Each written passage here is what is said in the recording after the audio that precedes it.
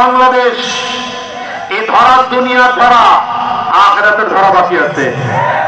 কথা বলো, যারা উলামায়ে কেরামদেরকে শুধু শুধু হয়রানি করেছ, উলামায়ে কেরামদেরকে পেরেশানি করেছ, উলামায়ে কেরামদের বিরুদ্ধে অস্ত্র ধরেছ, উলামায়ে কেরামদের বিরুদ্ধে কলম ধরেছ, মামলা হামলা করেছ, কিয়ামতের ময়দানে আল্লাহর সামনে দাঁড় করে প্রত্যেকটা সুরে একটা হিসাব না হবে, একটা হিসাব না হবে। তুই হাত যখন চিল্লাবো ঠিক কেন?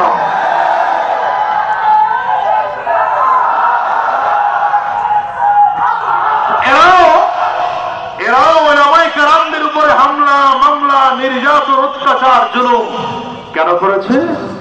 এদের একটাই মাত্র কারণ ছিল ক্ষমতার মহব্বত। কিসের মহব্বত? কিন্তু স্থায়ী না অস্থায়ী? বলেন বলেন বলেন বলেন, কেমন অস্থায়ী?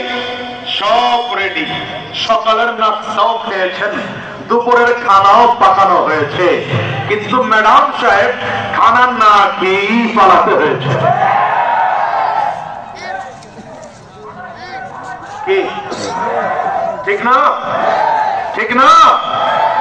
সব অস্থায়ী, ক্ষমতা অস্থায়ী, সম্মান অস্থায়ী, টাকা পয়সা অস্থায়ী, কিন্তু স্থায়ী হলো যেটা বান্দার সাথে রবের সম্পর্ক তৈরি হয়।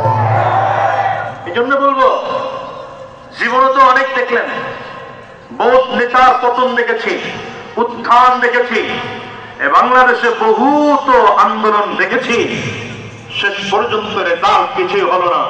সুতরাং আগামীর দিনেও আরেক আন্দোলন দেখতে চাই, ইসলাম কায়েমের আন্দোলন। বাংলাদেশের মানুষ রক্ত দিয়ে অভ্যস্ত, এরা রক্ত দেয়। ওই 47-এ আমরা রক্ত দিয়েছি, 47-এ রক্ত দিয়েছি ইংরেজদেরকে বিতাড়িত করার জন্য, 71-এ রক্ত দিয়েছি দেশ স্বাধীন করার জন্য, 2024-এ এসে রক্ত দিয়েছি স্বৈরাচার বিদায় করার জন্য।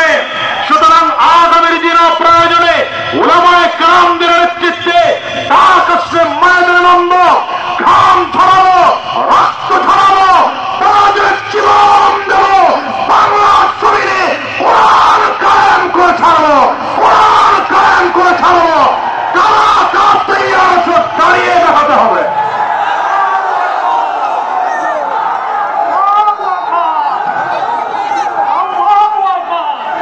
কবুল করুন। দুই হাত উঁচা করেন, দাঁড়ায় দুই হাত উঁচা করেন, দাঁড়ায় দুই হাত উঁচা করেন, হাতগুলো নাড়াচড়া দেন, হাতগুলো নাড়াচড়া দেন, মাশাআল্লাহ, হাতগুলো নাড়াচড়া দেন, দেন ঝাঁকে দেন, আওয়াজ দেন, আওয়াজ দেন, জোরে আওয়াজ দেন, আল্লাহু আকবার, নারে